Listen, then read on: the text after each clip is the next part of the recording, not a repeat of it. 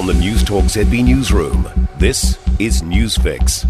In this update, nearly 50 people, mostly crew, have spent the night on board an inter-islander ferry that's run aground near Picton.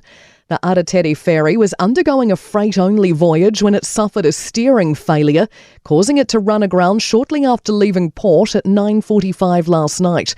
Inter-Islander General Manager Duncan Roy says there are no injuries and the vessel's watertight. Nelson MP Rachel Boyack says she's had contact with the crew on board during the night and everyone's fine. The ship will be refloated as tidal conditions allow. The next high tide in Picton is at 9 this morning. The electricity watchdog hopes to complete the first stage of its toppled electricity tower investigation next month. Northland experienced widespread outages on Thursday afternoon after a transmission tower fell down at Glorit, northwest of Auckland.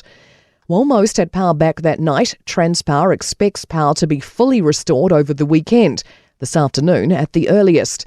It says its workers were carrying out maintenance at the time and has started an investigation. WorkSafe is also investigating, as is the Electricity Authority. CEO Sarah Gillies says they want to move quickly, so they're splitting it up into phases. The first phase would be we're confirming the scope and the terms of reference. Subject to that scope being confirmed, we'd be looking to have something by the end of July. A request for changes to local government elections following criticism of Invercargill's mayor's behaviour. Nobby Clark survived calls to resign yesterday in response to comments he made at a United Fire Brigades Association prize giving, which he blamed on surgery brain fate. However, his councils asked him to step back from public appearances after councillors confirmed he'd breached the code of conduct.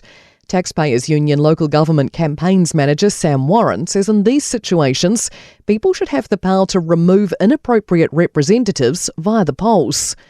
And that's news. To sport, and a super finish to the latest Super 8 clash at cricket's T20 World Cup. Let's go back of a length, a swing and a miss from Jofra Archer. And South Africa continue their unbeaten run in this tournament. The Proteas have held on for a 7-run win over England on Sky Sport there. The English posted 156 for 6 in reply to the Proteas' 163 for 6. Austria have a win on the board at football's European Championships, wrapping up a 3-1 victory over Poland.